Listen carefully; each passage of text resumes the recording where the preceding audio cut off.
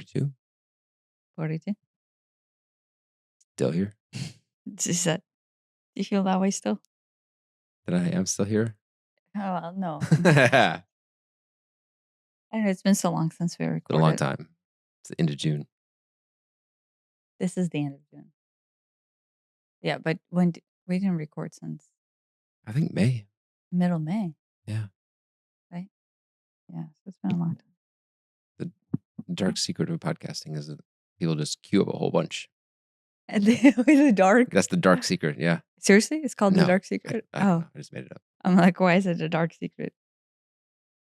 You don't want to know. It's summertime. We have children, so we Yes. cannot record. Chances of this podcast actually not having any kind of children voice in the background or stomping. Slim to none. Yeah, right. Interrupted by the cats or interrupted by the children? Or both? Or just ourselves not being able to stay on topic. I don't know what you're talking about. Okay, so what is the topic? Is the topic Nepal? I think the topic is Nepal. Yeah, so we just came back from Nepal a week ago. Yeah, about a week ago. Spent a week there or so. A week and a half. I don't know. It's all a blur. Yeah, it was a week and a half in Nepal, and then we hopped there through India to begin with. 2 or 3 days in Delhi. It was hot. Mm-hmm. So Nepal was nice. It was hot in Nepal, but it was much more bearable than 115 in Delhi. Mm-hmm. That was rough. Yeah, I realize I get cranky when I'm hot. I think everybody gets cranky. Yeah, I didn't Hot know. and dehydrated and hungry and I didn't know jet that. lagged. I don't think I was jet lagged. Like it was actually quite easy to get used to the time difference. Maybe it was harder coming back to I get was used surprised. to Maybe. Well, I think coming back, we had to get used to the new energy. it. Yeah, everything feels different. Yeah. I guess I was guided to go to Nepal. Maybe it was at the end of last summer, beginning of last fall. So like almost a year ago. And I guess then there's the process of implementation because it's kind of crazy, right? Nepal is not. Of course, we go to a lot of crazy places, but Nepal is maybe a it's little not bit out there. Not a traditional Western tourist location. It's not Mexico or France or Well, I mean, but we've been there, done that. yeah. I think. Yeah, I mean, France is very spiritual. Yeah, so I was guided there maybe fall of last year. And then we ended up booking it February. February of 24. And I guess right before summer solstice, we ended up going there. So what do you want to talk about there? The only thing I can want to talk about is the energy of it and the changes, I guess. I guess I noticed another change today. Oh yeah? When I was I have ran since we've been back. Mm-hmm. Yeah. But I was listening to a podcast at that time. This time I only listened to music. And all the timing for the music was just off. It was like too fast. And For your speed running? Well, because you run to the music speed. I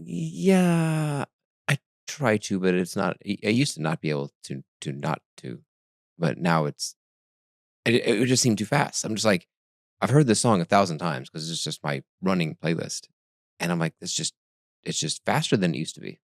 And the next one was faster, and the next one was faster. They're all just faster. Oh, maybe just because your pace of your comfort has changed. Like you pace the comfort of your running No, pace. it has nothing to do with my. I just the song started, and I was just getting going. I'm like, this song is fast. What's going on?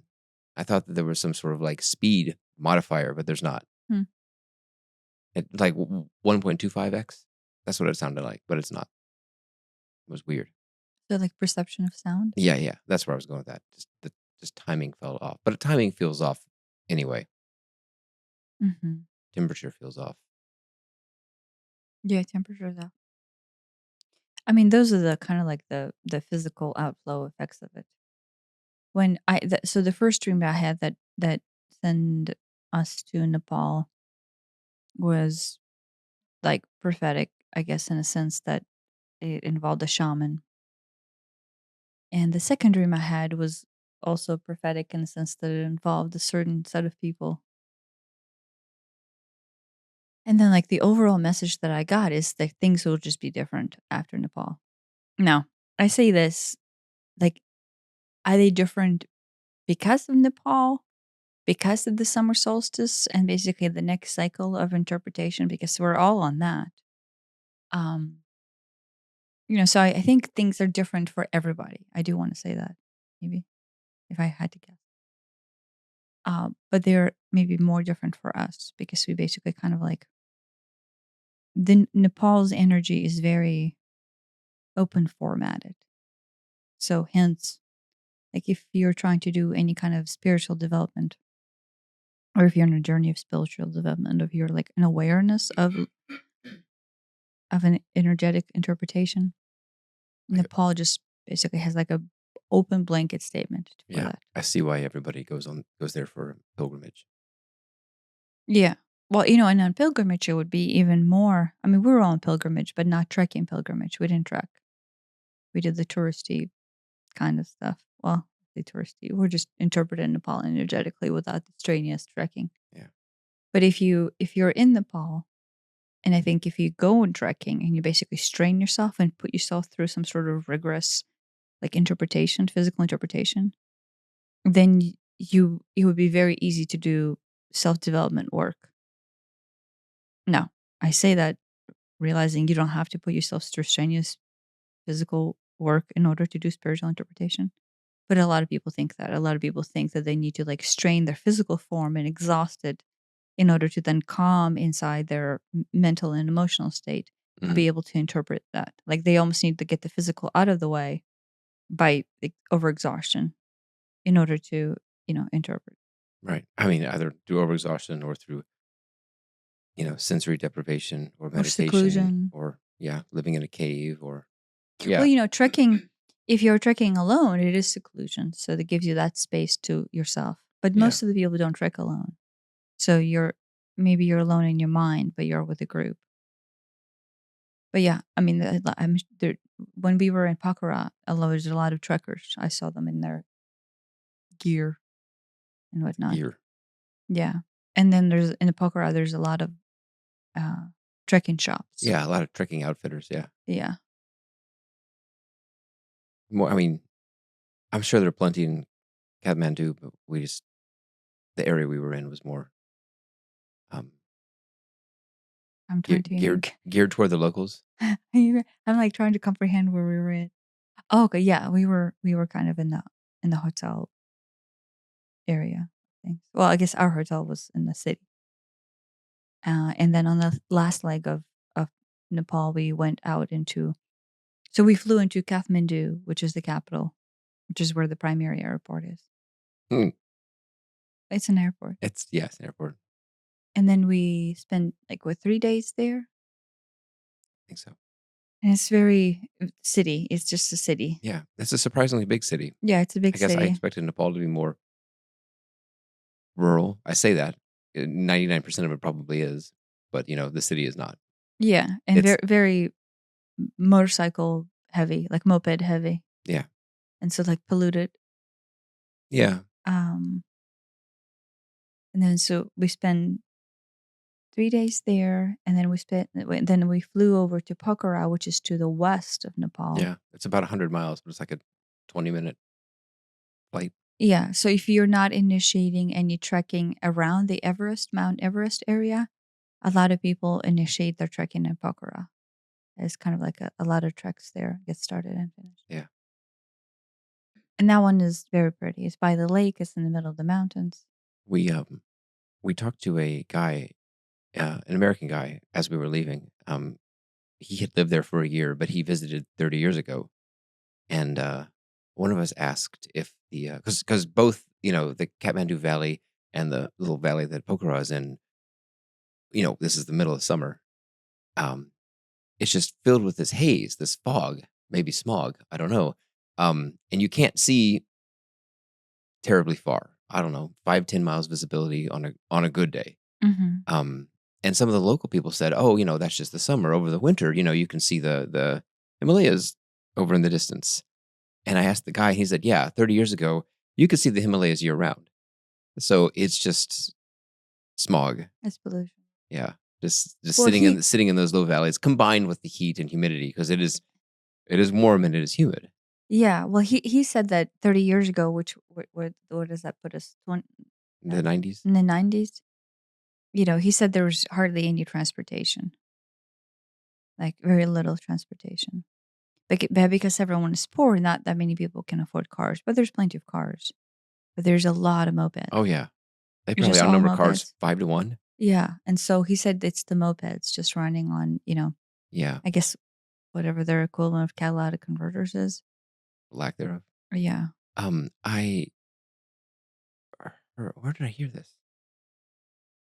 Something about the history of India and the oh, it was a video that I watched on the way over, because I watched a whole bunch of videos to get ideas for my videos.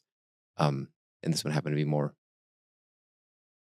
history, but the because the after India's independence from Britain, the the public transportation didn't take off the way it was supposed to, and this video blames corruption and bureaucracy and whatever. But there was supposed to be a very fancy metro system in Delhi that was on the books and was somewhat designed for 20 years before they broke ground on it. And people were just like, "Yeah, forget this. I'm just going to get a car. Yeah, forget this. I'm just going to get a moped." So after as the population is just going crazy and exploding, there's this need for transportation, which isn't being met by public transportation, and so Mhm. everybody just gets their own car, which just makes the pollution go crazy. Yeah. Well, no, India was no, while we were in India, we had the pollution warning like on our Apple phones. Yeah, it was in the 250s to Yeah. 300s. Which in here, like I think if we get around 50 is a 50 bad day here is a really bad it. Like they say stay inside at 50. So at 50. 250, 300. It's what did it say that it'll take? Do you remember how many years I said? Was it You said it shaves 9 years off. 9 years off? Living Okay. in that pollution for a lifetime, you will live 9 years less than you would otherwise, which is Yeah. awful. Yeah, I don't know how truthful that is. I don't know. Yeah. I have been to some places where like my throat got scratchy or I have whatever, to. but It not on didn't. this trip No. at all. Like I experienced no like seasonal or allergy change. Now the India, of course, was very hot. Very So in India, we stayed there for 2 days, and I was guided just to kind of like touch it, just to get an idea of how it feels like. Um, and we stayed in the most perfect area, I think, because all of Delhi, a lot of Delhi is just very it's busy busy. and chaotic, maybe a Mhm. little bit.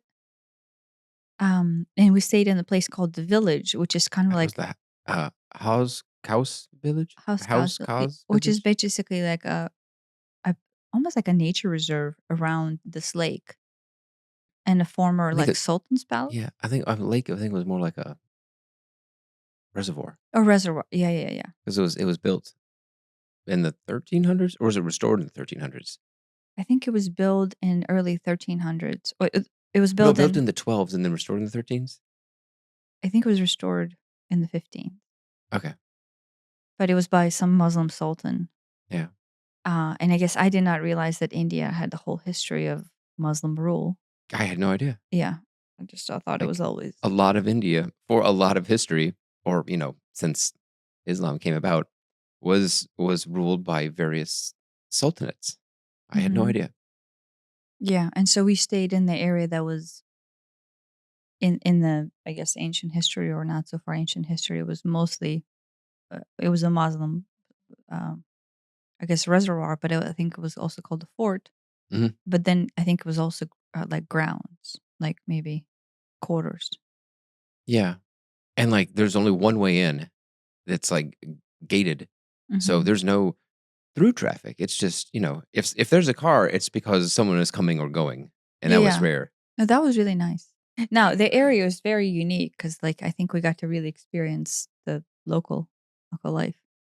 But the energy of India, and this is maybe the important part here, the energy of India,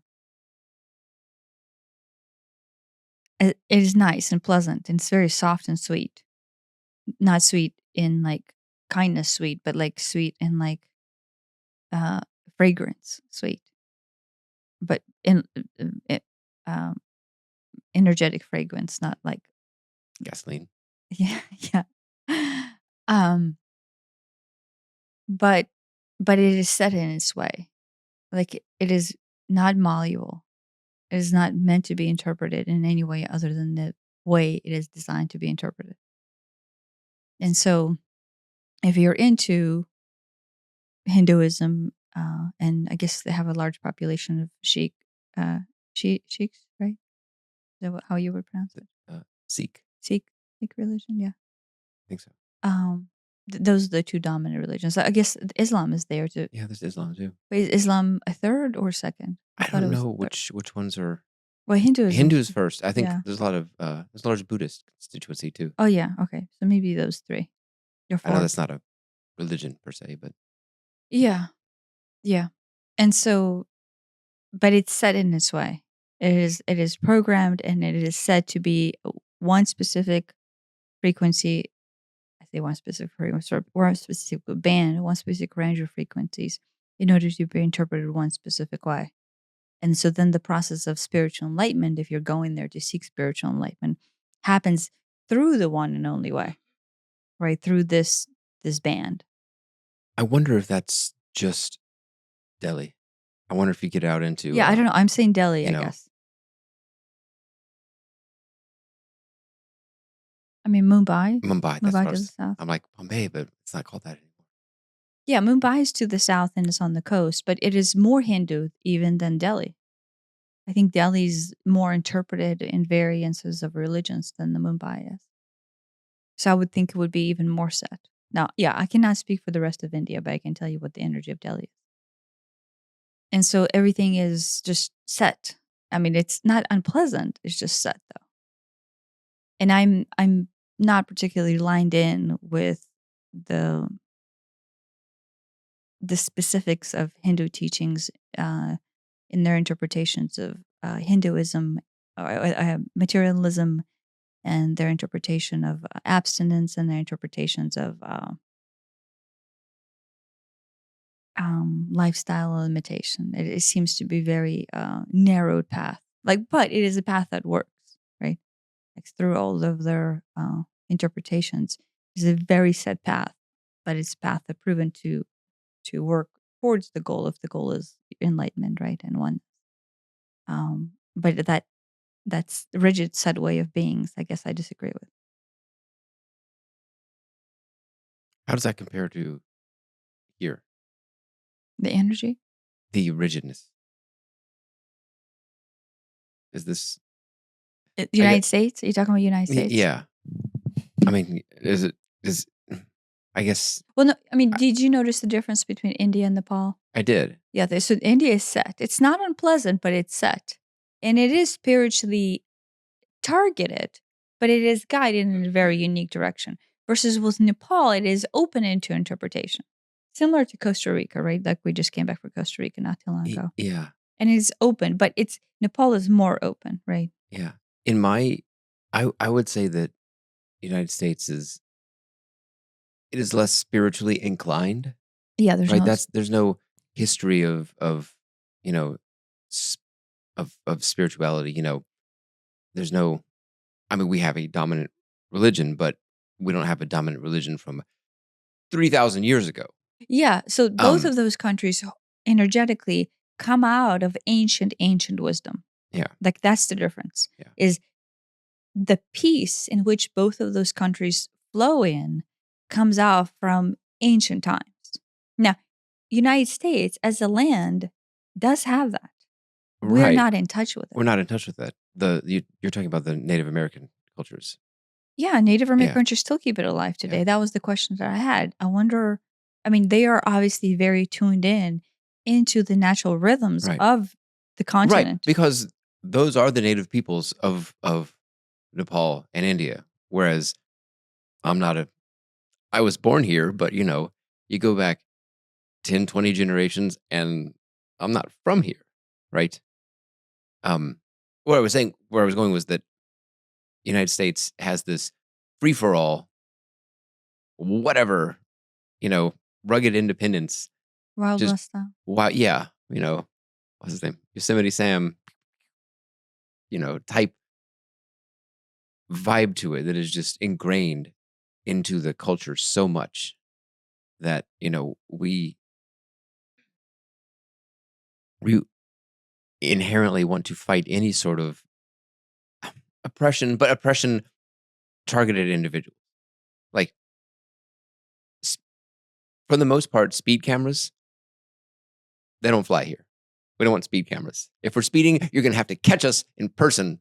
A police officer will have to catch us in person. Versus, say, um, England, there are speed cameras everywhere, and we're just not okay with that. In this Are you saying individual in this energy then is interpreted through like in oppression? um n- no, not an impression. It's just more the individual in the United States is like the most important, And then that's what uh, and thus there's like almost the opposite of a guided direction of what to do, of how to live, of a spiritual teaching. Like everybody, I say everybody, large groups of people in India and Nepal, and I imagine many other places that have a large native uh, population. Um, they're all on the same page. They feel like they're, for the most part, all on the same page. They may disagree about politics. They may disagree about specifics of religion, but they're all peaceful from what I've seen. I'm sure fights break out, but they they're more unified. Versus here, it's more divided isn't the right word, but individualized is how it seems. yeah. But think about this. Like I grew up to where there was this line of spirituality that was just part of your being as a status quo. And it was not not connected to the rest of your being. It was, do you know what I mean? Like you was connected to the rest of the being. Like you recognize yourself as a force of something greater. And I'm not even saying religiously, like, right? Because you could be you don't you almost didn't have to be religious. You actually recognize, we just listened to Ibrahim or Kareem, and he talked about the life force, right? Or in the previous podcast that's going to publish soon, I've talked about the ether, right? Or the element of ether, right? Or basically the space around you. I was raised not not explicitly, but implicitly with this knowing that there's this other, there's this force, there's this being. And I would say I would now call that spirituality. Not like religious spirituality, but just the knowing of the greater, right? Not God, not Jesus, not Buddha, not Krishna, not, Mother Mary, not like saints. I'm not even talking about individualized religious interpretations of being. I'm just talking about realizing yourself as a force of something and then thus feeling that something and acknowledging its existence. Something larger than yourself. Yes. Yeah. And Nepal holds that frequency. Ukraine, when I was there, I don't know about it anymore, held that frequency. Just through the nature of what is allowed for you to acknowledge. Yeah. Versus, Wh- versus I don't know. When I came to United States, now this might be my personal perception, is I don't know if people have that. I don't think they have that. And I think part of it is that the in just culturally, the individual is the most important thing. So there's nothing greater than yourself because the individual is the most important thing. Combine that with, consumerism and materialism, which kind of go hand in hand because if I am the most important thing to me and you are the most important thing to you, then yeah, I want that Ferrari and I want that, whatever. Well, to my point that I've been making for years is you're simply disconnected from the essence.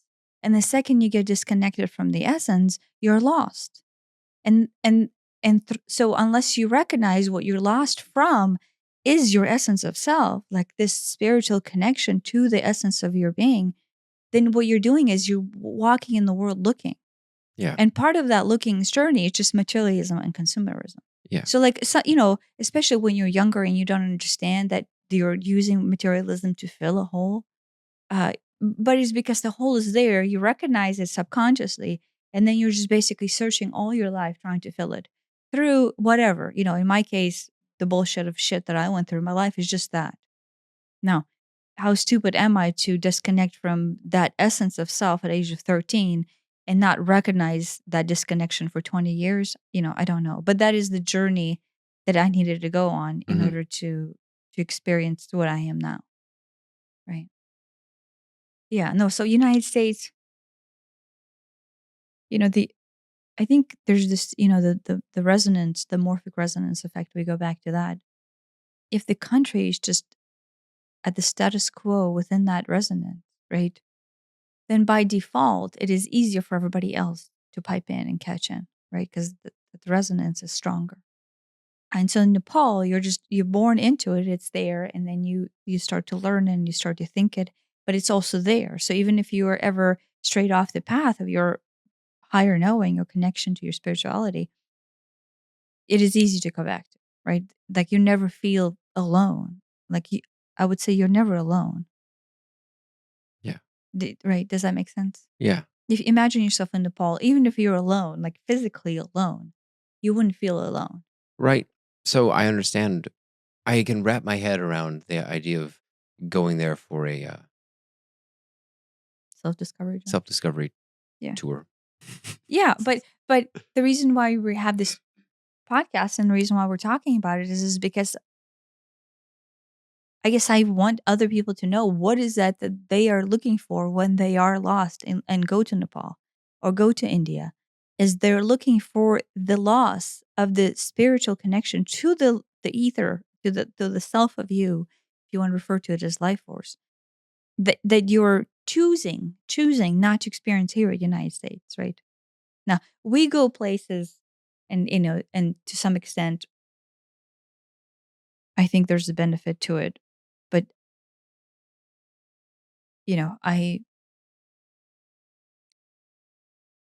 I don't know.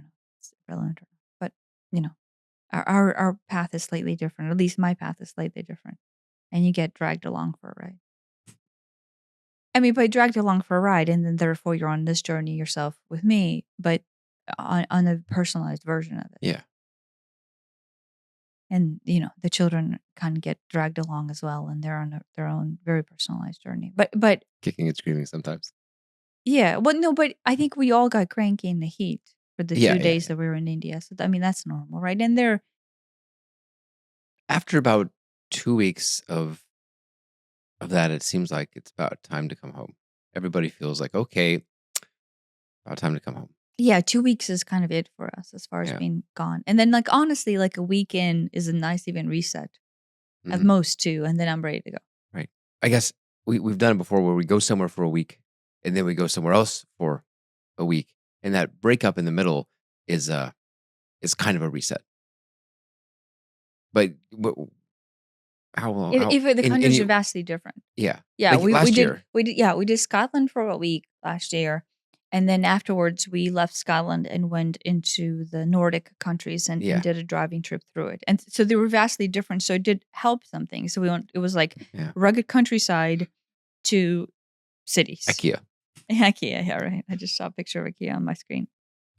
Yeah, and that helped, but I think at the end of that and that was more than 2 weeks. Yeah, that was a little over 2 weeks. But I was ready I was ready to go, but not as ready to go as I was like a day or 2 before we left Nepal. in Nepal. Yeah. No, in Nepal, we stayed on the last day, we stayed at like a spiritual resort. Resort? resort. I would say resort is a stretch, but kind of like a spiritual resort. It's called. I mean, the title has resort I in it. guess has resort in it, but resort is such a Mm. nah, yeah. Uh, but it's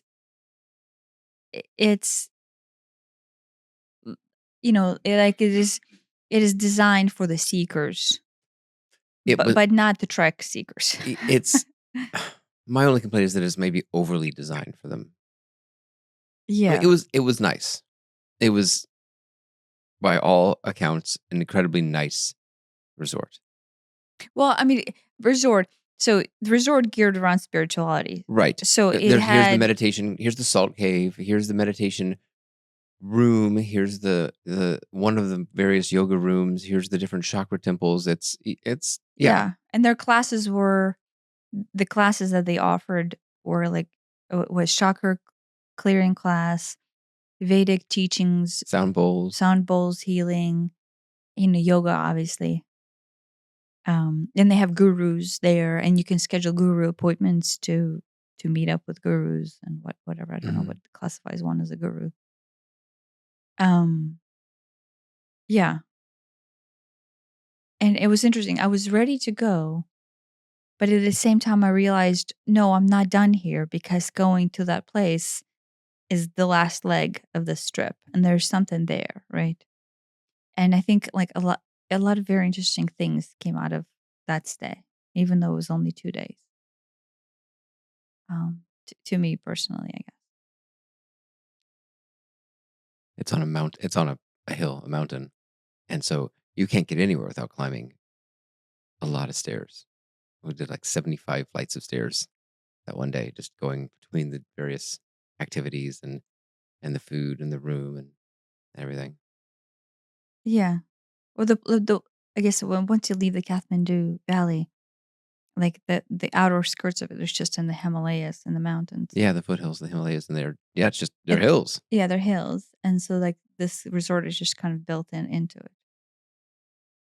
Um, but yeah, yeah. What I so I don't know. Maybe we will go through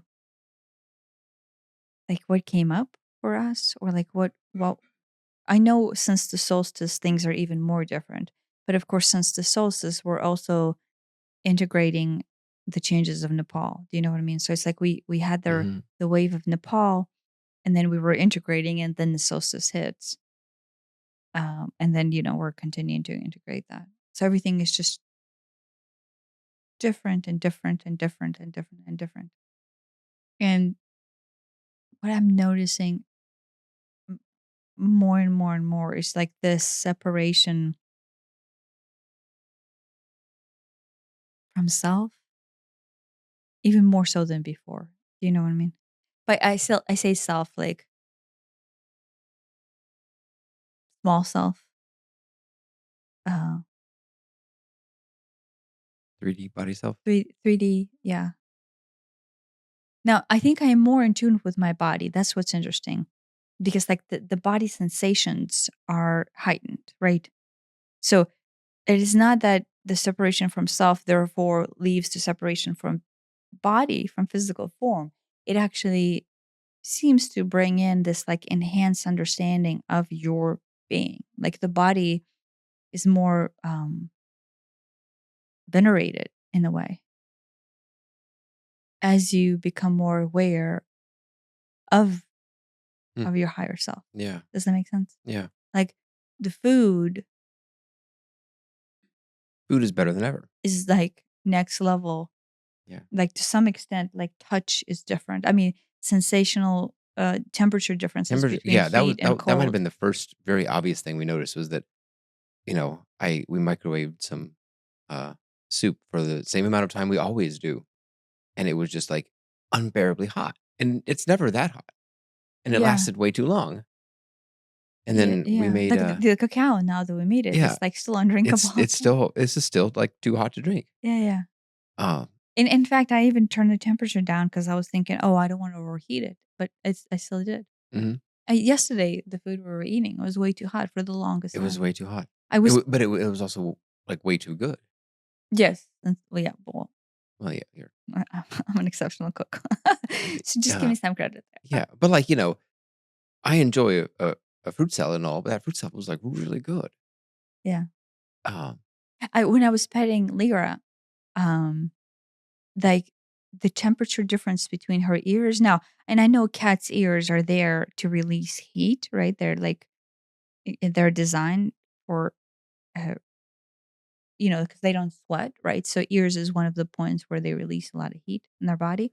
But I was petting her, and, I've been petting her for years, and I just noticed a very, very visceral difference between the ears and then the center of her head, right? mm, And I mean, well, yeah, and then there, of course, the current that I have running through me is next level.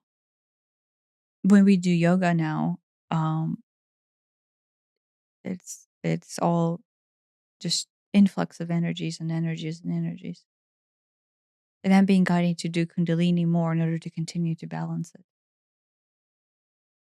To because basically the influx, the way spiritual awareness or awakening works, I guess if you want to put labels on it, is you have to be stepping up your energetic frequency in order to reach higher understanding of mind or high understanding of conscious self. That is the infinite, right? And you will not be able to understand the higher understanding of self unless you start to upgrade your energy, upgrade the band of frequencies that you hold as your status quo. So if you're of lower density, of very three-dimensional density, the cognitive perception, I will say cognitive, if that's the wrong word, but that's the word that we use. You yourself would be very limited, right? Your idea of what you are and the essence of you will just be only expressed in the allowed frequency band that you're allowing yourself to exist in. But as you upgrade your frequency, as you choose to partake in, yoga and kundalini and meditation and in, whatever else that you choose, um, you basically expand your energetic bandwidth up and up and up. And so if like this is the range, right? The range will just continue to expand, you know, and then sooner or later, you know, you go through these overlaps, right? To where here's the band that you're familiar with, and you will lap lap over to this edge of it, right? But then this edge will need to open, and so then anytime you go through that spiritual death or like those things that upgrade. kept on happening, yeah, you kind of jumped in, right? And you jump in and you feel lower than you were before in the sense, but it's because you're on a different scale, right? Mhm. And so then you have to basically acclimate and grow on this different scale. That's a really good way to put it. 'Cause it is, you do feel like you almost feel like it's backwards progress or something's wrong or something, but it's like it's not that you're necessarily lower, it's that your new bar is higher? Yeah. Well, you stepped up and now you're on a lower version of a new bar. Mhm. But the only thing we're perceiving, because we're not perceiving dimensional shifts, we're only perceiving Yeah, high or low. yeah, we all we see is the bar, and Yeah. we're now the bar is further away, but what happened is the bar itself moved. But you're on a different bar. Yeah, You just stepped up. Like it's a step, right? But you're on a higher platform, but there's just a wider breadth, right? And another platform, another platform, another platform. But you perceive yourself as going down further. And so I noticed that when we were doing yoga, I noticed my flexibility has shifted and I'm not as flexible. I noticed that too. Uh, but I realized that is different. I'm on a lower scale of the next version of flexibility because I feel the energetic current run bigger. And so I feel like I'm not piped in into this particular run of current as much. Does that make sense? Right. If you stepped in into a new energetic current, and what yoga does is basically allows you to acclimate to the current that you're currently acclimating to. So what we did is we stepped into the next current, but we are at the lower scale of acclimation. And so the lack of flexibility is just the lack of us being able to propagate the current all the way through our body because we're acclimating to that space. But it in yoga, it represents itself physically, but what it is, in truth, is it represents itself metaphorically through recognition of self in our body. Yeah, and so to me, I had another episode where I thought I needed to uh,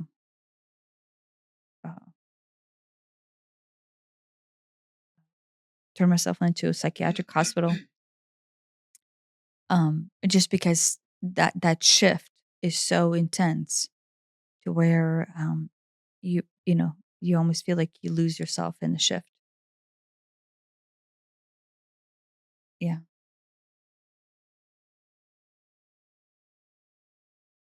I For me, I guess I've noticed that things just matter a whole lot less. 'Cause any worldly thing is just I I don't know what is important anymore. If anything is terribly important. Um, I don't know. It's I mean, I've been, you know, I guess I could see that coming for the last several months, but it there I was mean, a it's there been was propagating there was for a big years. there was a big big step in the last from before Nepal to now. And I don't know if it's during the trip or if it's right after or if it's a combination or what, because, those first few days afterward, I was like a zombie between the jet lag and the whatever's going on in the tummies and all that. But now it's like, I don't know. It's It things matter less, but at the same time, things just flow out of the space and take care of that themselves. but yes, yes. They matter less. I Mm. feel less need to force anything or control things.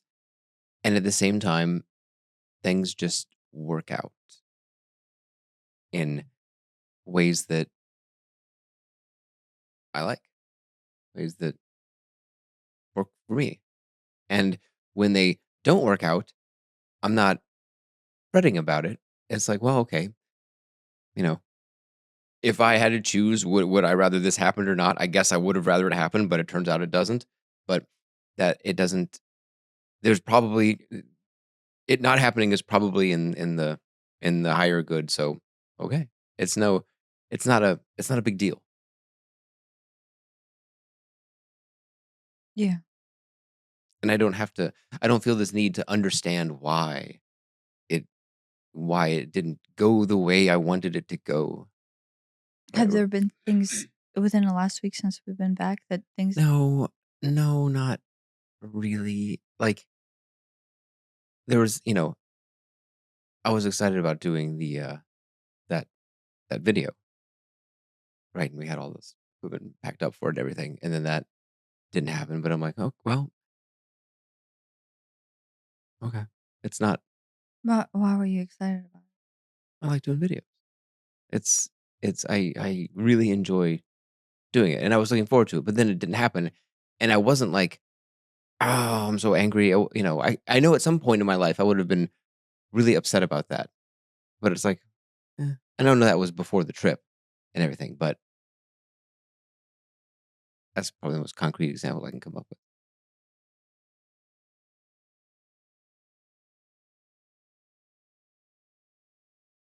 Maybe it'll come in the future. Maybe it won't. I don't know.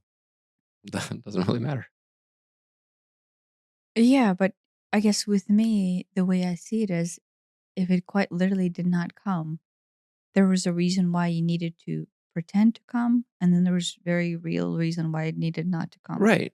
I mean, that's the thing is I believe that too, but I no longer feel the need to try to figure out why. Like at some Oh, point in my life, I wouldn't. Why is this? Why? why change? It's probably some pretense of control. Of now I know why it didn't work, and now I can understand it. I don't have to understand it anymore. Do you think it's validation-based why? No. Then what control do you have in understanding of the why? Like, what changes when you understand the I why? mean, nothing changes, which is maybe the point, is that nothing changes if you understand the why. There is no change, right? Now you know something that you but when we didn't get we were trying to refinance our house. mm, I don't know, 2000 or so, 2020, I mean, um, and it didn't work out, and I guess both of us were really upset about that, and I was like, I was trying to figure out why, not just why, why the bank said why, but why higher purpose, why that didn't work out, and I don't. Only later, when we were able to refinance at a even better rate with all kinds of things lining up, was it revealed why? Why was because this first time would have been less good than the second time. Okay. But I felt this need to try to understand it back then. Yeah, but I think back then, I could tell you how I felt. I would take a concept that was very, like, physically interpreted concept, and I would place a lot of need on it. A little weight. A lot of weight and a lot of need, and, like, to the point where I would almost get consumed Hmm. in the idea of it and the prospects of it and the outcomes and the flows and the doing and the not doing, and I would get lost in something that and this is it sounds extremely silly now. It's something that, like, could potentially not exist 20 seconds ago, and 20 seconds later, I'm all consumed by it. Maybe maybe that's a good way to think about it. That yeah, we become really attached with this thing or event or circumstance or process we're The going amount through. of me that would dive in into the nuance. Yeah. Like, I would right now, if I had to think back, like, I didn't even see me. It became me. Like, the idea of this thing became me. Like, I would almost take the essence of me and just go, "Bloop, this is me now." Yeah. And all of me is consumed with this idea, and in this case, it was refinancing. It was like, Yeah. I No, that like, doesn't even make sense. no, yeah, that is a great way to put it. I think that is what I'm trying to say is that I would identify and have so much attachment to these things. Refinancing the house. We tried to buy a car once and that fell through too. Yeah, but I was Through the consumed dumbest into the of process. yeah. Like, it was Yeah. all important, It felt all important. It was like, but I made it. my It was whole my decision. exactly. It Me was my too. Me too. decision to just become this, like, become Yeah. that this is important. Yeah. This is all of a sudden my whole life revolves around refinancing the house. And that's just, the most important thing in the world right now. And then it's taken away. Well, it's taken away to the point where it was not completed. Like, right, sooner or later, you finance the house and you move on. Yeah, But in but this case, it was in the process to where you were dissatisfied with the end completion process. right. It's like if you did a project and then, like, you failed and you never finished the project. Yeah. We had a what was it called? Is it a balloon loan or Well, something it that doesn't matter what the details and are. I'm so just saying everything, the car, the house, the yeah, refinance, everything is it's all you. And then therefore I'm there's no way that to some extent this does not if it's all you, then by default, there's a way tied to validation. maybe it is And validation then then. if it's all you and this is the identity of you, in your case, what I want you to see is the video, right? You identify yourself as the guy that does the video. And then so you invest yourself into this thing, just like we did with a car and just like we did with a house. And then the second it fails through, to some extent, it You have fails failed. to validate you, the essence of you, because you have placed yourself as the definition of I'm the type of guy that works this way through, and I get this great rate on the refinance, which Yeah. is so stupid, and it It doesn't is. even make sense anymore. Right. But part of that failure is reflection on self that at the time you feel because you have consumed your Yeah. entire being into this Right. concept. Yeah, I mean, there's this with the car, with the refi, there's this feeling of it's unfair, there's this feeling of failure, there's this feeling of, you know the car was the weirdest one of all because it's like we ordered, with X, Y, It and doesn't Z, matter what the but details. yeah, but it was just this weird trivial thing. But we were consumed in it. The Yeah, whole point in is you're consumed and you start to identify as this thing. You lose yourself in this thing. but but lately it's like, "Oh yeah, these things are fun, these things are exciting," but it's not I don't feel lost in them. I'm not devastated if something does or doesn't happen. It's like, "Okay."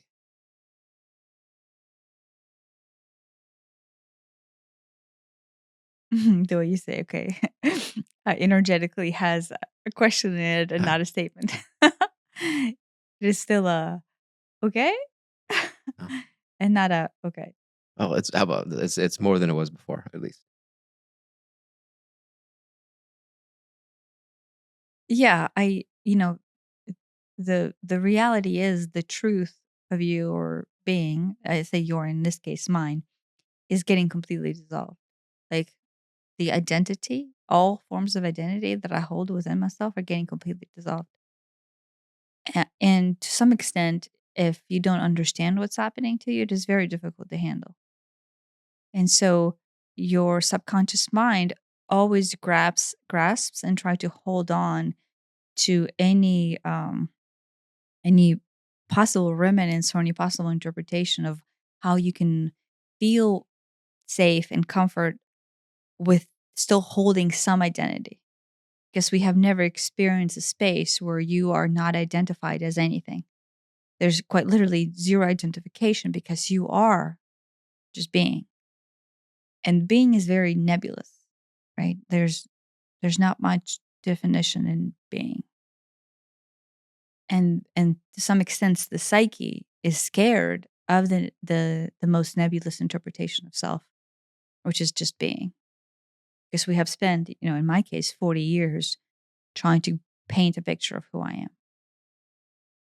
And the second you basically, pour some, uh, um, uh, Light, no, what's the way the painters used to dissolve paint? acetone, Sure. paint thinner. Yeah, paint thinner onto a canvas, and the canvas just starts running, and you have been painting this canvas for 40 years as identification of you, and all of a sudden, there's not there's not much left, right? The canvas is blank. In fact, everything that you have ever known and held on to is just literally dripping down to the ground as mush. And so psyche struggles with that. Like, right, to truly recognize Yeah. that that is what's happening and then be able to release it. And then you're a blank canvas, not because that canvas will be replaced with something different. That's the key, right?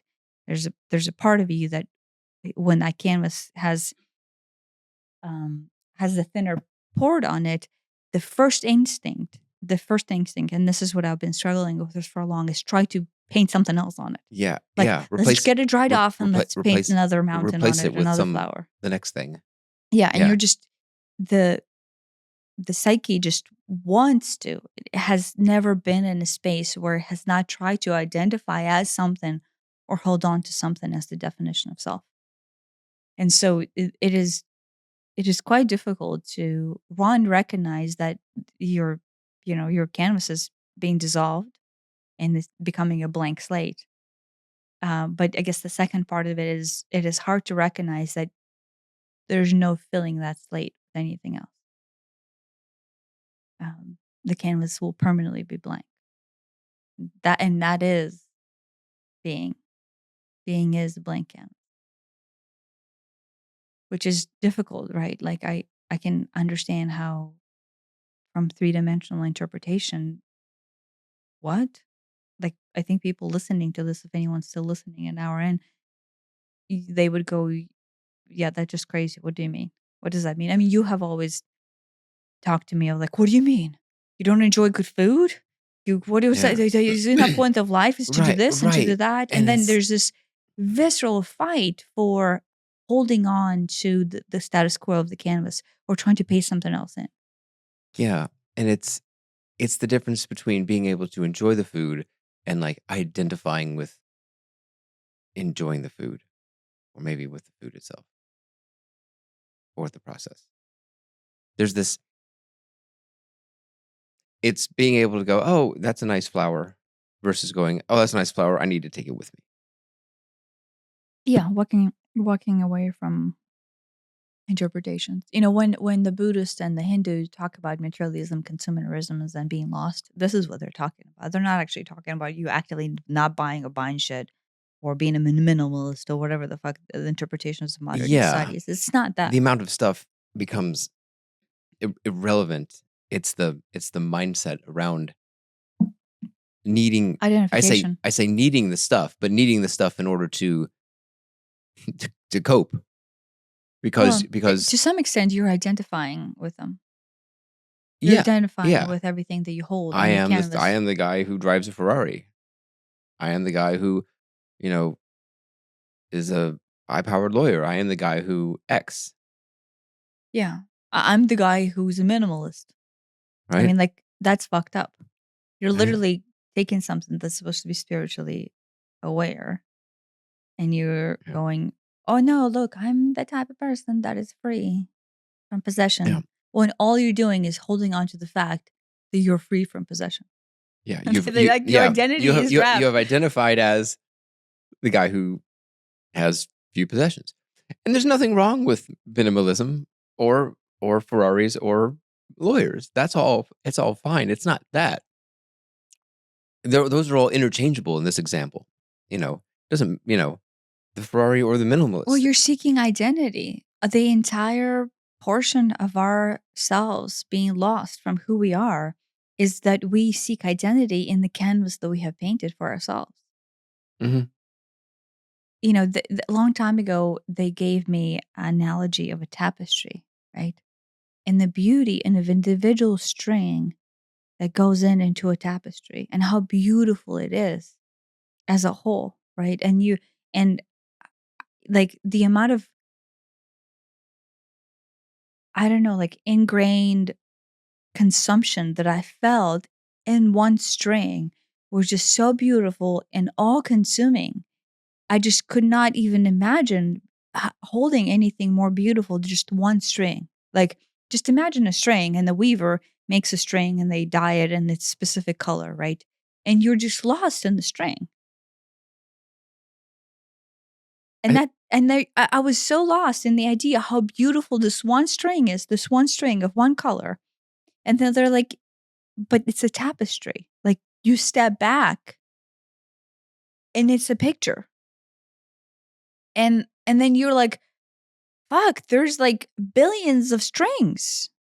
Each one of them holds immense beauty and immense potential and immense quality of being. And yet you step back and it's the most magnificent painting out of nothing, which I still don't understand how a tapestry maker could possibly make such intricate designs with thread. every time I see them in museums or in palaces or whatever, I'm just like, there's no way. I can't do it, but I can wrap my head around, painting a picture. Okay, that makes sense. No, the But tapestries, that's just yeah, the analogy of everything in the universe being a tapestry is it. That's it. That's what the world is. This is what yeah. all all existence is, a tapestry, right? And if you ever looked at the tapestry and how many threads go in and making just like one tiny detail, like a squirrel or a dog or a flower or whatever, Or an you're like, eye. wait, what? Yeah, or not, right? You like it is just next level.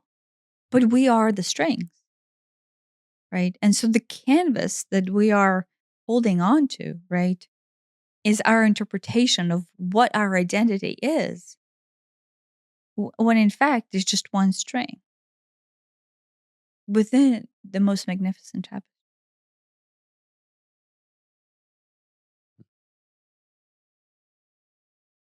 Yeah. I don't know. It's I'm curious to see where it will go. Yeah. But currently, eh, I struggle with control for so long. And then what's interesting is I struggled with understanding, which is just control, like trying to understand. Yeah. Um, and then I struggle with the idea of like control slash validation slash understanding. And if I understand, then there's some notion of control and there's some notion of being able to either replicate or follow through or do something or not do something based on this understanding, right? Yeah. If you have understanding, then you're more likely to be able to influence it. Yeah, influence is because you want to repeat action Yeah. thereof, or you want To not repeat to it. not repeat it, Yeah. right? Like that's If what I our life understand what is. happened, then I can make sure it does or doesn't happen the Yeah, second time. Something like yeah, that. yeah. So from the binary standpoint of operation, based on our previous podcast, that is what life is through the understanding that any one of us is seeking. Then you can have the canvas be controlled to be painted in a specific direction.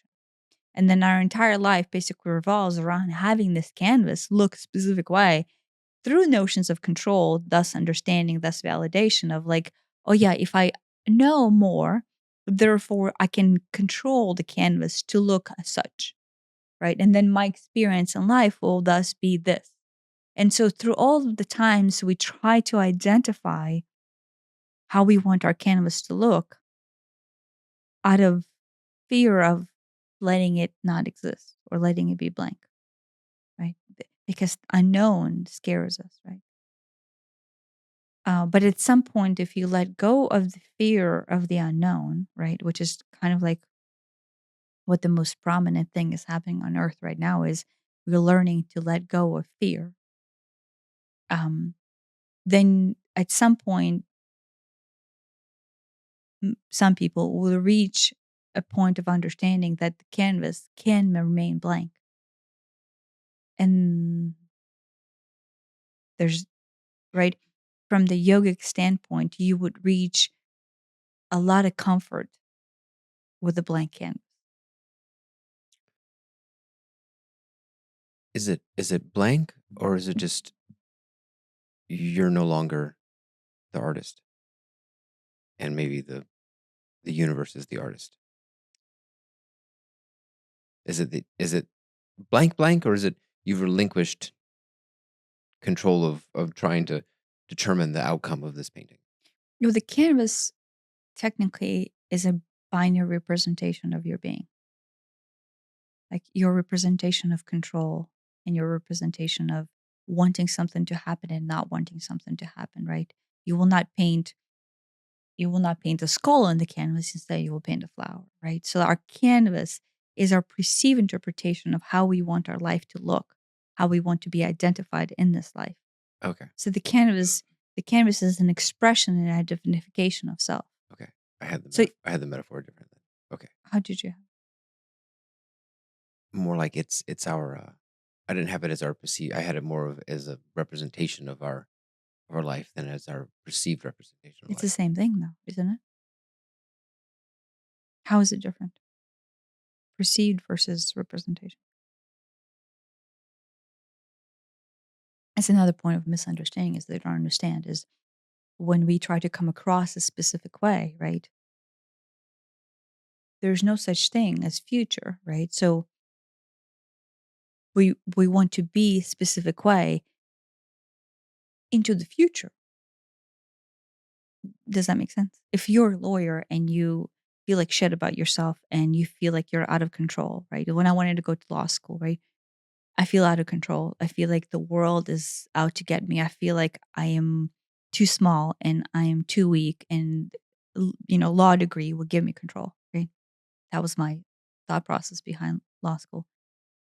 Then thus what I want is control, and then I want the canvas to be a reflection of that, of me feeling safe into the future.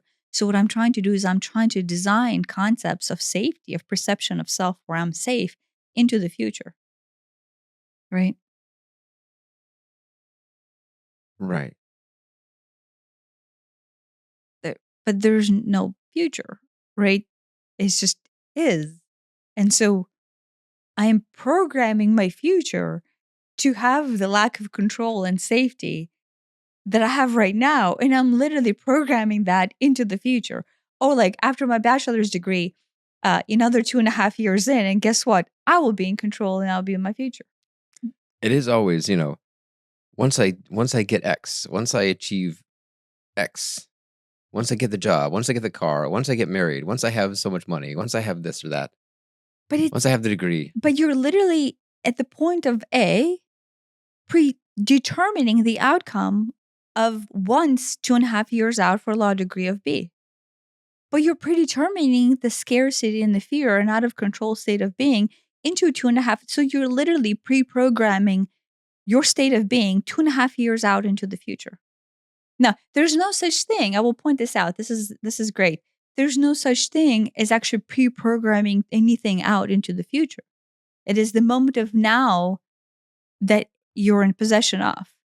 So in the moment of then, I could have decided not to have the scarcity and out of control uh, unsafety that runs my mind back then.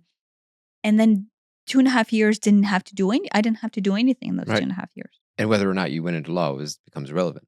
Yeah. Yeah. Do you see what I mean? The funny thing is, okay, great. Now 2.5 years later, you think you've got it, but no, now you've got a law degree and you're unemployed. So now there's the scarcity of, I've got to go get a job. And now okay, fine, you go get a job, but but then it's well, I've got to become I don't know, the you associate, and then you I've will got to become the always partner, and prove. then there's always the next thing.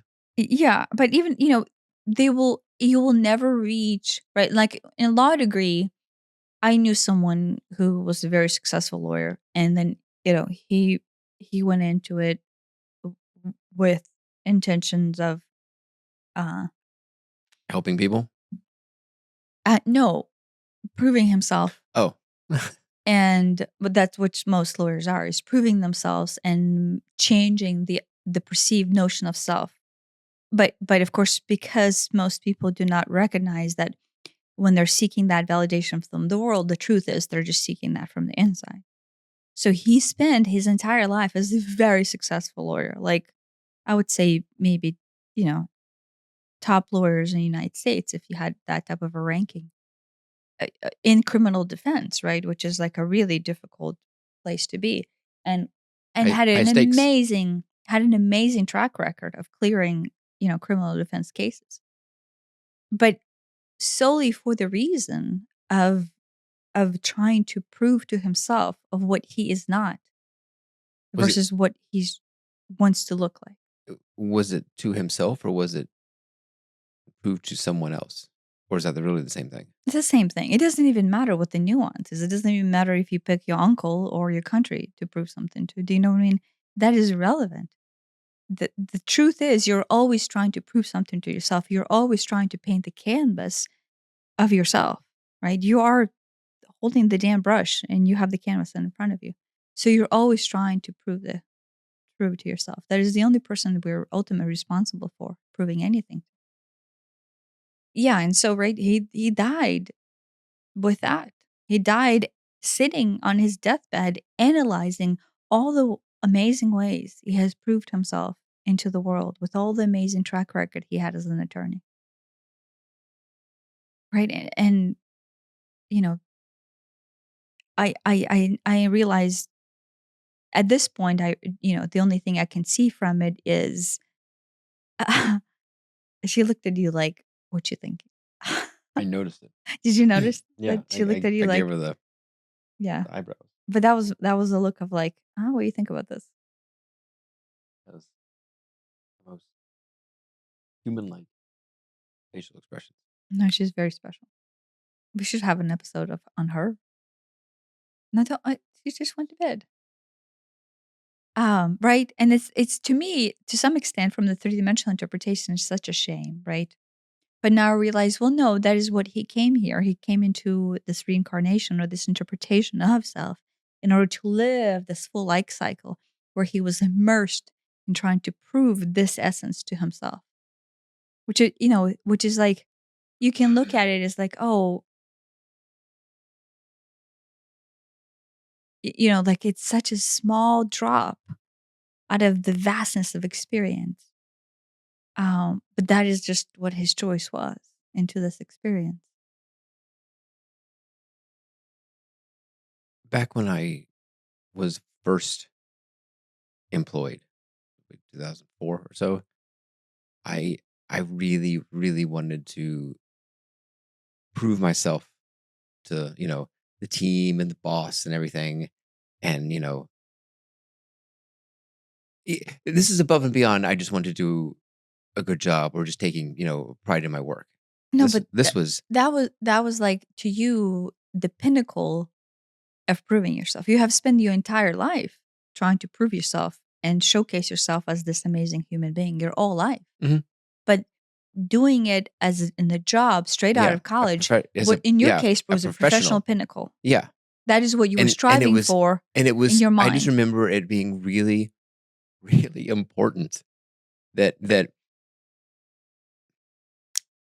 yes, that I do a good job, but more important was that I would be noticed for it, and it would be Because you're seeking love. yeah, yeah, love and approval and acknowledgement. Yeah, Yeah, but right. Think about college. College is really strange. We have to make sure that like Aiden doesn't fall into this. To some extent, college and honestly, the entire school career prepares you for life, right? The 12th grade prepares you for life.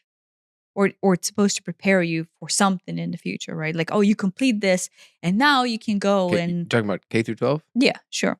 And now you can go into the world and showcase who you are, right? To some extent, that is what the programming is. Sure. And there's like later in high school, you get a little bit of specialization into, oh, I want to do more biology, or oh, I want to do more, No, I don't know but what. come high school, think about it like what we're There's a going little bit. through right now. There's this rhetoric of like, oh, you got to pick your college degree so then you can identify as something, right? And some people go like, oh, you don't need a college degree. You could just go and identify as something without a college degree. But for all intents and purposes, both of those criteria are exactly the same. Is you're going to leave high school and then either go into college so you can identify something or leave high school and then go and identify something, right? You're going to start painting a canvas into the perception of your future forward. Mhm. That's it, right? We're setting up for identifying. Yeah. And the college is just a prolonged specialization into identifying a Now I specific get to way. identify into this more specialized professional career. Yeah. But so basically, what is that you're going to use in this world in order to seek validation of self from self? That's it. Yeah. Right. And in your case, guess what? You're really good at computer engineering, and then therefore computer engineering is your degree. I know that's a not even like a thing. Like people say I'm a computer engineer. That doesn't mean anything anymore. But you know what I mean? Like that was the term back then. Right. And so that then you know that you are so good at it, and all through the high school you were, and you're gonna go into college and you're gonna prove that you were again. And then you're gonna go into your job and you're gonna prove where you were again. And then that's it. This is the pinnacle of your existence. Is you're gonna prove how good of a programmer you are. Right. That was it. That was it.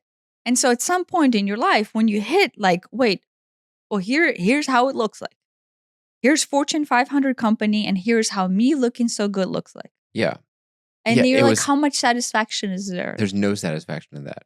Yeah. It was, you know, it was, I mean, I remember very, very vividly, this would have been like maybe a year or two into it because there was a yearly, raise. You get a raise Right. once a That's their year. validation, yearly Yeah. validation. And 3% was a good raise, which is just oh my God. Oh my gosh. It's just so bad. Uh um and like it hits me, oh, because I wanted more money, obviously. I wanted more freedom, Yeah, but and it's not money. You didn't want more money. You money at that point was now associated with validation of how good you were. yeah, yes, but it hit me that, oh, this will never satisfy me. This what I'm doing here, and it had nothing to do with what I was doing, right? I could be working on a project I love. I could be working on a project I hate. This whole situation that I'm in, trying to put on a show, there is no there is no escape from that. Yeah. That is a maze that there is no way out of if you're playing that game. And it hit me. And I still Yeah. played it, No, it but hit it you, hit me, but then and it was it really was depressing yes, because then you go into a depression of like, because I'm guess like, what? I have spent I have like spent 25 years yes, trying to get my here. my yes, my whole, you know, adolescent to adult life was spent honing these skills that I do think I'm pretty good at, and I'm, contributing, more than they pay me. Mhm. I mean, I think most people hope they're contributing more than they pay you, otherwise why are they keeping you there? Um, and I'm like, I'm never gonna be acknowledged for how I feel like I'm contributing. I'm never gonna make the amount of money that I feel like I deserve out of this. I'm never gonna be happy working for this particular company because I just realized that I'm kind of fundamentally against what they stand for and everything. All Yeah. these all these things, and it would just hit me, and I stayed there for 8.5 years. But Well, no, that's not true. The second that hit you and you went into that form of depression, after that you realize, okay, this is not going to work for me to validate me the way I want. Because you did not realize what the depression was actually lack of that validation that you're seeking from the inside. correct. So you automatically made a plan into another way you can get validated, which is at that point you started doing side work. Yes. Yes, that's true. Right, because you're like, "Okay, this is not validating me the right way. I'm gonna go and showcase to other group of people how That's true. awesome I am." Right. And hence all of your side projects that you were doing prior to us starting our company was that. Like, I'm gonna showcase this group of people is a bunch of shit, and Mhm. they actually don't see how awesome I am, so I'm gonna show to this group of people. But all of it was out of scarcity is I'm not actually awesome, but I need them to tell me that I am, so then I feel awesome. I mean, that's what that was. Yeah. Yeah. Right? And so then you spend really honestly like getting fucked over by all kinds of business associates because the only thing you were doing during that years of in between, right, where you were still fully employed and then, trying to get this company going, was still looking for that validation. Yeah. Yeah. Yeah. But then of course, obviously at some point you realize, okay, well, this is not validating me. And so then you're like, okay, well, let's try a new thing, and then let's try a new thing. And so we always kept on bringing new things on in order to, right? Mhm. Then you started to do video, right? Like, what is that? I mean, let's be honest about it. It's just another form of validation. Now you can enjoy doing things and not have it to be your identity, right? That is what I think the conversation here Mhm. is recognizing that you're doing things not because this is painting a canvas of you. Oh, I'm the guy that does the video, or I'm the guy that does the programming, or I'm the guy that does, I don't know, cacao workshops on my end, whatever the fuck, right? Just being. Right. And then recognizing there's actually no identity. Yeah. I There's am no, you could right. do a video. I'm just doing things that I enjoy. Yes. And, And and if I can enjoy them and get paid for them, that's fantastic. But it doesn't have to be I am the guy who does X, yeah, because X may or may not happen in the future. X may or may not. it's I not mean, that. it's not that, but that's also true. But yeah, but that's just fear-based mindset of like, oh, I don't want to identify with this because what if it doesn't happen in the future and then I feel like shit about it? That is what your sales pitch is right now. If you say that,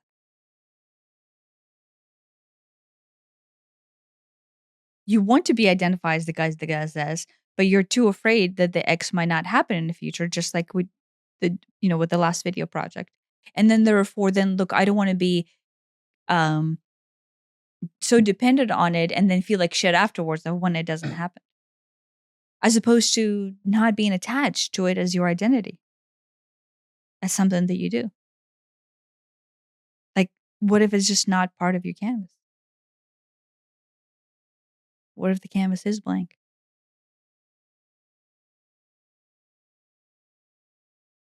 No, I don't want you to like shake the head and then like go, okay, yeah, this is a good time to stop because now I feel uncomfortable because I have identified something myself that shouldn't be there. No, I mean, that's a good point. I guess I didn't think about it all the way out. No, but it's the whole point is to to recognize what is it that you're still seeking identity from. What is this you're still seeking validation from? What is it in this world that you're still trying to hold on to, either for validation or for, oh, look, I'm good at this, or I'm going to be good at that, and I'm going to do all this stuff. N- Not because it's the flower that you happen to pass by, sniff it, or smell it, or don't even have to smell it and walk away, because you're trying to hold on to it, or you're trying to draw something out of it in some sort of way, right? It's another refinance that you're jumping into. And when you're saying like, oh yeah, I don't want to be too attached, it's just, yeah, it's either here or there, and I don't have to know why. Recognize within you how much you still hold on to it because you're still hoping that it will be there, right? The hope of it still coming back, the hope of it still being there is, there's nothing stopping. If it's a matter of doing video, there's nothing stopping you from going into the world and just doing it. You need validation in money. You need validation in, here's an excuse for it. You need validation is, oh, you know, after they see it and it's so good and I'm making money, then therefore there's a justification to look at this. Ah, guess I didn't realize it was that pervasive still. I guess it feels less attached, and it feels, you know, something comes, something doesn't come. There's the charge over that isn't there. Yeah. Um, which I guess is going in the right direction. But, do I have preferences around it? Yeah, I do. I don't know that there's anything inherently wrong with preferences. I don't know. I'm still unconvinced on that.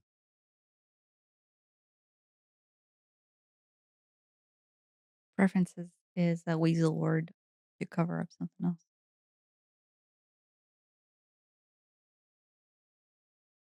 Maybe. Well, I still have preferences. Yeah. Preferences is a weasel word for hope and attachment. You hope that it goes a specific direction. Yeah. Which basically within itself comes with a charge. If you right now feel into the center Is of that not is attachment, that the same as enjoyment? no. Enjoyment exists outside of attachment. So can you sit in there and feel basically the reed inside of you just flowing with energy, right? The read? Like if your energetic cord, right? Like your energetic center. Can you feel it flowing with energy and like tuned in into the space of completeness and oneness? Yes. And then bring in the idea of you getting a video, a paid video. Right. In that space, there's just enjoyment. No. And well, I mean, there's the enjoyment of you doing it, right? But does the read does the flow of energy not get interrupted with the thought processes, oh look, I did get it. No, it wasn't there. But maybe Wh- but maybe because I was just connected higher than I yeah, normally am. okay, so yeah. So let's say in this case it is just enjoyment. Like, oh, you're excited at, let's say, which there's also, Excitement is like enjoyment of the potential future. yeah, like that is not also that, that's also a weasel word for blindness. So in the space where you are doing it in the moment of right now, right? And if you can feel the connection to the open flow of things, there's not an interruption of energetic flow. But if you go back into an idea of like why you didn't get it or why it did not go through, can you go into that space? Can I stay in that space? No. Can you just go into that space Of of like, oh, I didn't get it. I'm wondering why. like for the loan or something? Sure. Or for the, you were supposed to do the video before we traveled. Yeah, but that one didn't affect me. But I want you to go into that space. Go into that space. And it didn't get you and you're wondering why. And then you're wondering if it's going to be there or not. Is the flow the same flow? I guess if I start, start down that path, then no, it's not the same flow. That's what I'm saying. I mean, right now we're in this space, right? And we're on cacao. So you're already Yeah. kind of like tuned in into this greater Yeah. awareness. No, if I But if if you I go into the space where you were, you could tell that it is not a flow. That yeah, is still trying to add some things to the canvas. right. No, I mean, I can see how it's all too easy to turn it into the why didn't I get the loan situation for whatever Yeah. it happens to Well, be. because that was the epitome of clusterfuck of shit that you Yeah. not can tune into and go, okay, Yeah. that was just bullshit. Yeah. Right. But Maybe, yeah, was I disappointed? Yes. Did I want to do it? Yes. But I didn't feel this overwhelming charge that I know that I well, have felt on all these things in the the charge past. is dropping. Yeah. Well, But maybe I felt a charge and it was just less than before. yeah, Maybe but the that's what charge it is is. dropping. But can you see the difference between charges dropping and lessening and what it looks like of not having that charge? What it looks like for being in the moment and then having the blank canvas and being okay with it. And I think that's what the difference is.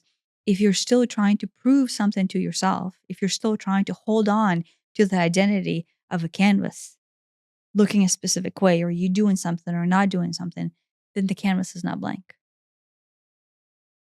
And you're still struggling with the idea of blankness. Because to us, just like I said in the previous podcast on the binary sequencing of our thing is blankness, right? That the center point of our being is actually completeness. But at the same time, it's non-existent. It is nothing and everything at the same time. And we can marry within our brain into this three-dimensional form the idea of nothing and everything as not being something that you identify as. Because there's nothing to hold on to, there's nothing to identify as. And so that's scary to us because we have never experienced the concept of pure openness and then just being in that stillness where there is nothing. Right. Because we have to put a label on nothing and we have to put a label on everything. We can't just be in the being. The being is fucking scary. If you take the bullshit, three-dimensional bullshit out of air pollution and motorcycles and poverty and fear, what is Nepal? It's open. Yeah, it's a blank canvas. It's very obviously blank canvas, right? So like that. Why? Why all the monasteries, Buddhist monasteries are in the mountains and in the Nepalese mountains? It's because they're working with a space that is already a blank canvas. So if they're coming in from the three-dimensional ruckus and then they're trying to seek enlightenment, it's the easiest place to do that. Cognitively, cognitively, would be in a space that allows for the most opening, right? And at some point, especially back in the old earth, you would seek any help that you could get um, to move away from the denser frequency and then actually move it into a frequency that is already positioned for an upgrade. Yeah. Yogananda kept trying to go to the Himalayas. Remember, it was just over and over and over and He over and well, over. He kept trying to go to the he Himalayas. made he made it for a little bit into that one. For that short period of time, was it 2 weeks or 3 weeks or whatever? Yeah, he made it, and he met his let's say, teacher or guru there, and he stayed there for a couple of weeks. But yeah, he thought his point of enlightenment would be there. Yep. Yeah. No, I I mean, mean, there's a draw to mountains in general. I love mountains, and there's this pull to go be amongst the mountains. yeah, but I say this, but But those are special mountains. yeah, there's special mountains because in the past, Earth has been of such density that it will be hard for us to step back and actually see what is that we're looking for, or know that we're looking for it, and we don't know what it is. And then the best place to actually cognitively recognize what you're looking for would be in the space that is, um, uh, what's the word? Can facilitate that retrospect. You know what I mean? And yeah, so to Tibetan plateau, the whole Himalayas is amazing for that. Um, you know, or you can just listen to this podcast and figure that shit out. Save yourself a 17-hour flight. Yeah. Uh, I say that, but our our chakra centers are so clogged up with confusion, with lack of generalized understanding, that we don't understand what is it that we need to do in order to see, because the chakras are just, you know, hemmed up. Hemmed up. That's the word you use. Learned that back at my that first job.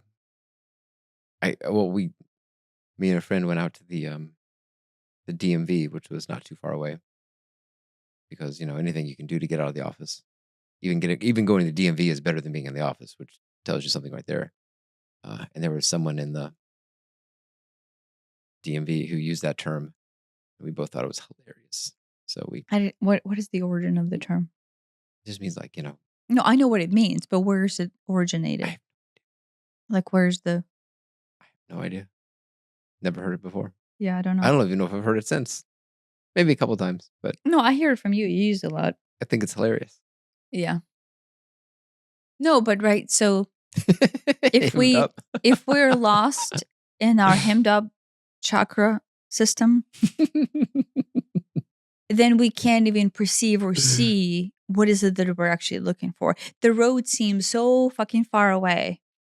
And in the meantime, we're just grasping. We're just going through the world trying to find the thing, right? Like, who was it that we were reading? It was David Hawkins, in the Letting Go book, right? He's like, oh, I have tried, right? Like, oh, he's like, if you're Oh in a my position gosh. where you Oh have my gosh. tried, His list of it's like 10 pages long. yeah, like we have an episode on that book, right? But the list of all the things you have tried Yeah. in order to find self, Yeah.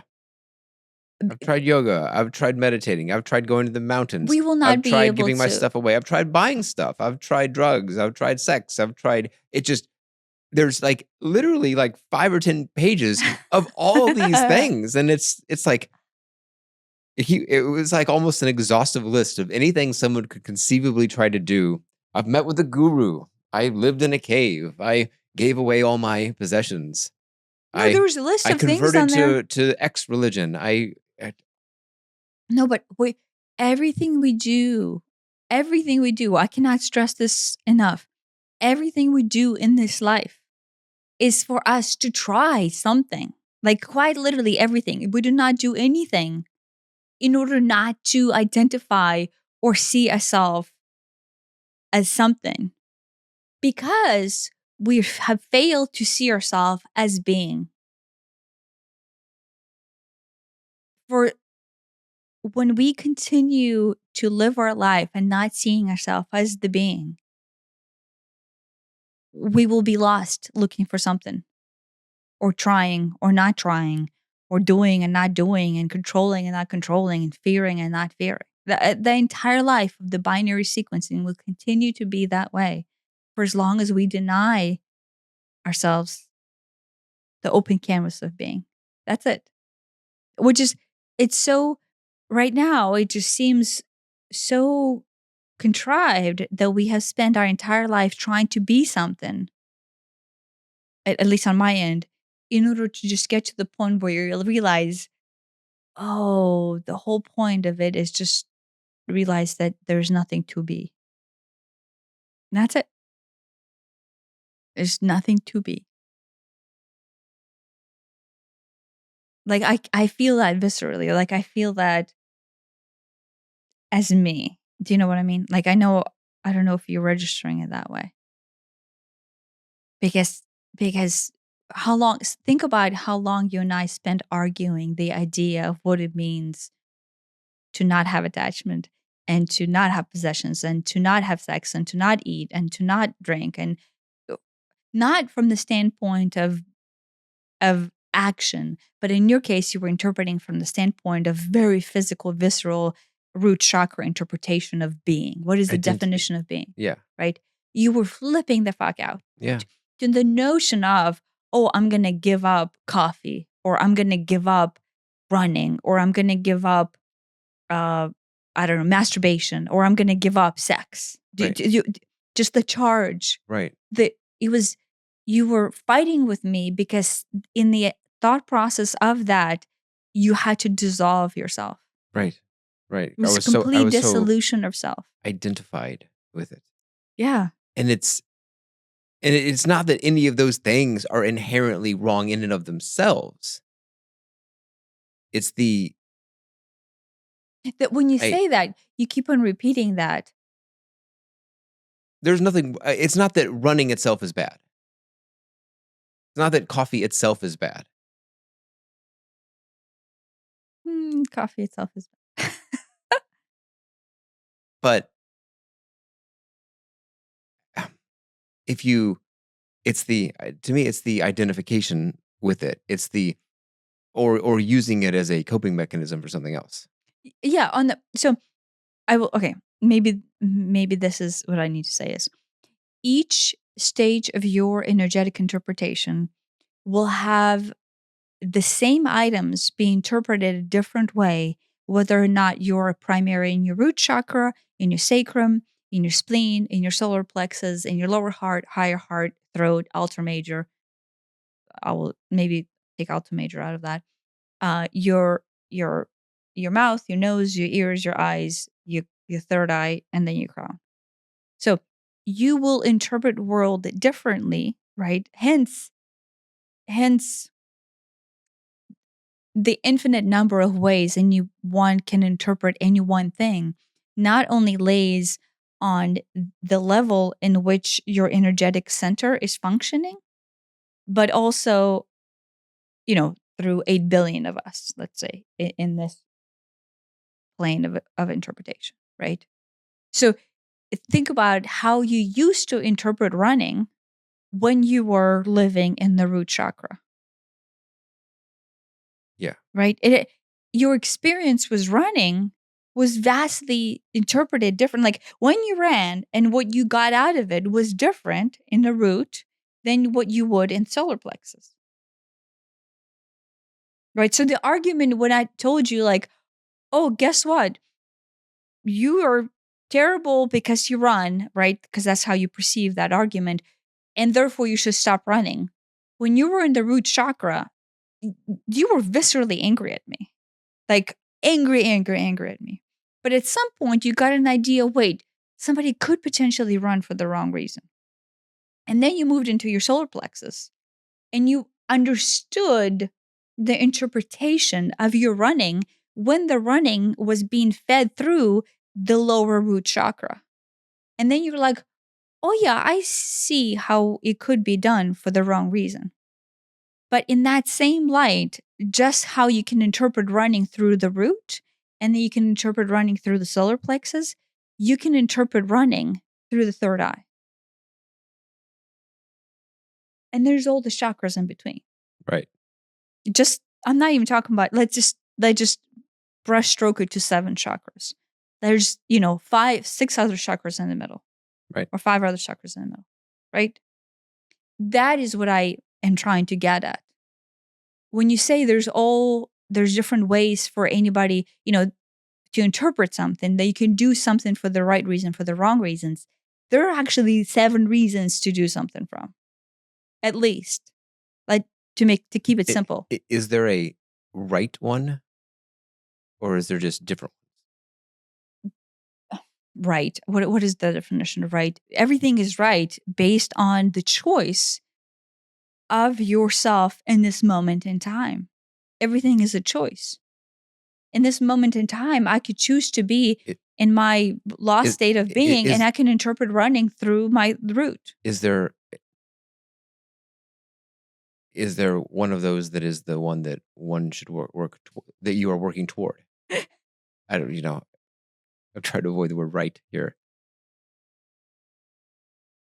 Is there one that is Right. less bad, better, I mean, more optimal? on the binary scale, there's right and wrong. Right. Right. But again, if you're at the center of your being. Which one did Buddha run from? How about that? Buddha didn't run. Buddha meditated. Which chakra did he meditate from? How about this? When you reach a space of self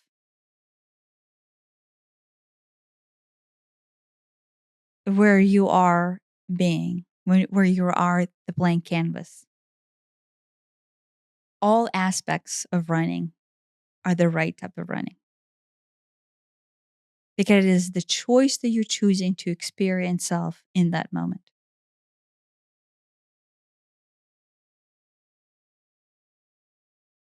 Would you say it's then all of it's your whole being? Your whole being is the entire interpretation of your chakras. It's not confined to one?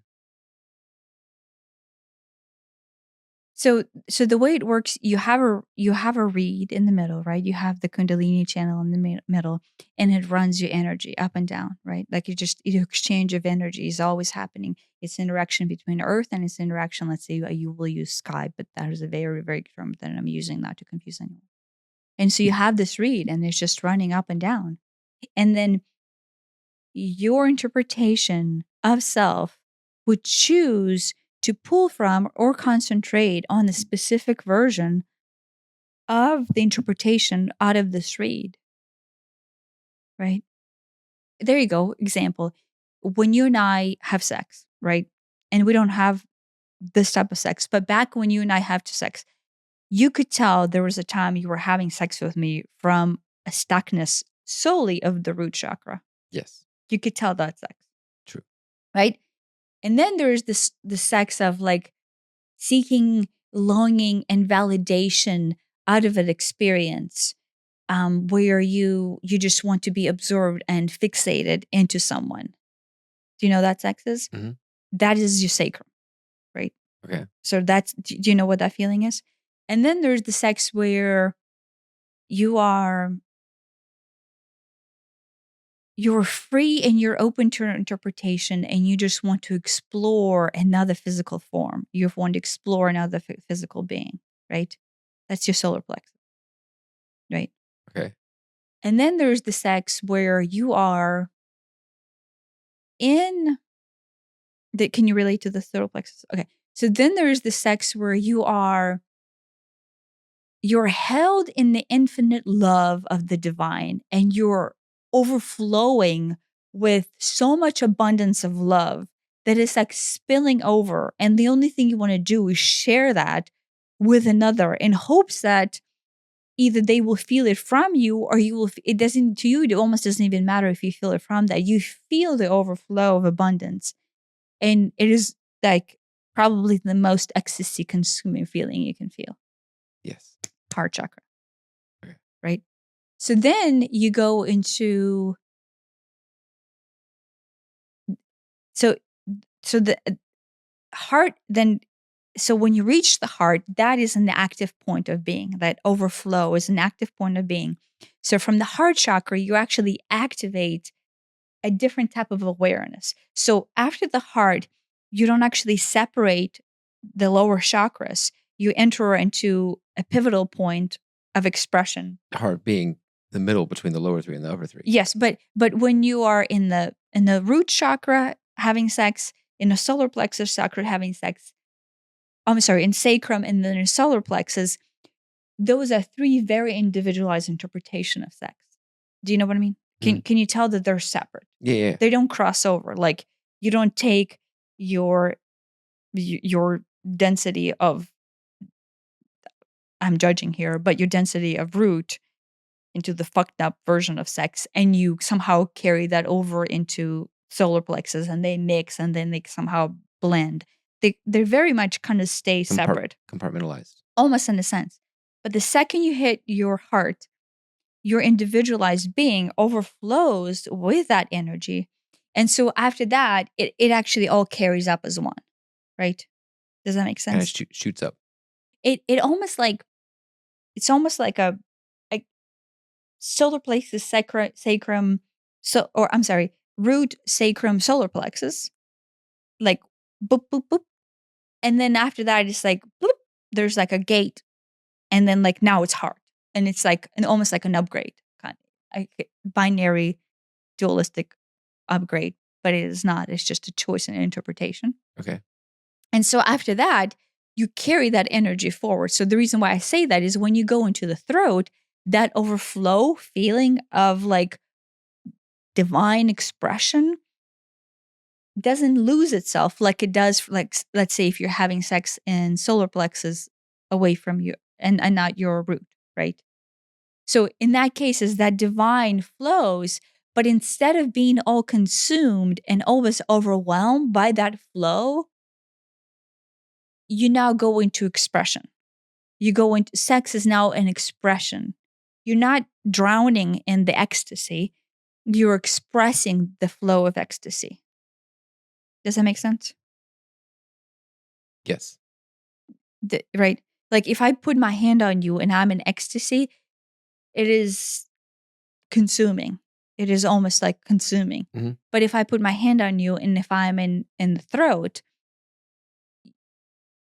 it's still the same energy. It's quite the same energy, but you have collapsed it and kind of like build it into a perfection Sure. of a Okay. lotus, Yeah, I see what you mean. right? Yeah.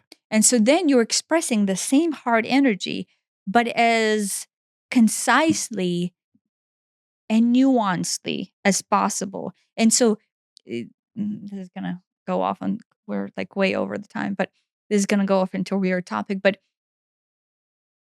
the orgasm that you would feel in the heart center would be like overflowing, lose yourself orgasm. But the orgasm that you would feel while you're in your throat center would be more concise and amplified version of a scattered space. The heart's just more open and nebulous is the wrong word. Open and dispersed, and it's more con- focused. Focused and condensed or Okay. concise. But it's the still same energy, but now you're utilizing it, right? Because think about the actual area space of your heart center. And then that same energy continues to flow. But guess what it's doing? Like it's literally constricting itself into the space. So then your essence is actually quite literally taking this amazing amount of action, like huge amount of potential, and condensing it as like a funnel into the space that is the most precise interpretation and most precise delivery of it, that is infinite love, right? Infinite connection to the divine. And then of course I will skip the secondary chakras here, but then if you go into your third eye, you know, then you're basically transitioning from throat into your third eye. And sex is isness. There's like no self. The divine is the self. And then the sex is actually an infinity of all being expressing itself. Let's say in this case, if we're using sex as an example, in the form of sexual intercourse. But it is the isness in the purest form of its expression. And then, if you go into your crown, you lose the isness and then your our expression. So I know it's a weird example, but with you, I know you can viscerally connect to all the points, right? With you, your trauma has taken you into being able to viscerally experience each chakra center in regards to sex, in Yeah. sex to sex Yeah. trauma. No, they're all vastly different. No, but I know in your case, you can connect to each one of them based on your scale of trauma, Mhm. right? But that's it. I don't know why we started talking about it. Oh, you would interpret all experiences to David Hawkins' point, like running would be interpreted in all of those stages, Yeah, okay. I see, yeah. right? That makes sense. So when you say like, oh, there's the right way and the wrong way to do something, there's all kinds of right way and the wrong ways to do something. Mhm. If you want to use right and wrong, but once you reach the infinite expression of wholeness through the third eye or the crown, depending on how you want to interpret it, you realize that there is no right and wrong. It is just the choice and expression, Yeah. right? Your human form is here to express an experience. And so if you're looking at it from the point of beingness on down, which is actually what the flow is, um, what the awakening is starting to experience the flow from the top down. Then you would the perspective just shifts on everything. Right? There you go, an example. And then I think 2 hours in now. But do you remember when we were painting and I flipped out on the painter for using the wrong paint after like Yes. I mean, granted, it was justifiable in a sense of like because But it was like this was a flip out. I've never seen you flip out like this before, especially on some third party. yeah. But in that case, it was choice. Do you remember how I I remember said you it said felt different? yeah. And then later, you and I were talking during cacao, and you're like, "Okay, I had that flip out, but I was watching myself doing it." Do you remember that? You had an experience like that? So in that case, it is an interpretation of your infinite I was self. watching myself do it, but I almost felt like it was like It was a show. yeah, but it was like I don't remember what mine was, but I remember doing that for myself, and I'm like, I almost like I'm watching the shit show of whatever I'm doing, but I almost couldn't stop it. Or you couldn't stop it? Or you choose not to stop it because it was fun to watch? No, in that case, what was happening is you were in the higher self, either in the crown on the third eye, depending on your interpretation that you chose to have at that moment, and when you were observing yourself going into the expression of humanity, of your human form, and they chose whatever chakra center represented that expression. So when you're in the overlook, you're watching yourself express something, and if it's clusterfuck of shit, it's usually root chakra. And so you're watching yourself express that scenario of life through your root chakra. So your painting thing, was that coming out of the root chakra Yeah. or Yeah. safety out of control? It was probably a crossover of root and sacrum. More, yeah, it's kind of it was like a blending of the two. But yeah, it was to all extents purposes is if you are watching yourself doing something, this is a choice that you're making from your higher expression in order to generate this clusterfuck of shit. Nope, nope, nope. Um, right? And so that was it, right? So that is how it works or feels to be in the higher space and then choose come on up. And choose to express yourself from Various. various levels. So running, this is going back to that. When you say like, oh, you can do something for the right level and for the wrong Right. level, and we've been saying this all through the podcast, but all kinds of right levels and all kinds of wrong levels. Yeah. If there's such thing as right and wrong. Right. Yeah. No, that makes sense. That clears it up. Yeah. So what right now, when things have less attachment to you, like the whole thing with the video, it is because it's not, you're not drowning in the fact that this is no longer your identification and there's no way you can now prove yourself to be this good at video, right? You're not hoping for an outcome that that you're somehow dependent on, right? but you're somewhere still within the chakra system to where you feel the need to attach or you feel the need to belong within that space because that is somehow still an interpreted canvas of your being. Do you know what I mean? Yeah. Yes. She's just laying behind me. We can stop it. We're way over time. Yeah. That makes sense. Yeah. Yeah. Thanks for listening. Thanks for listening.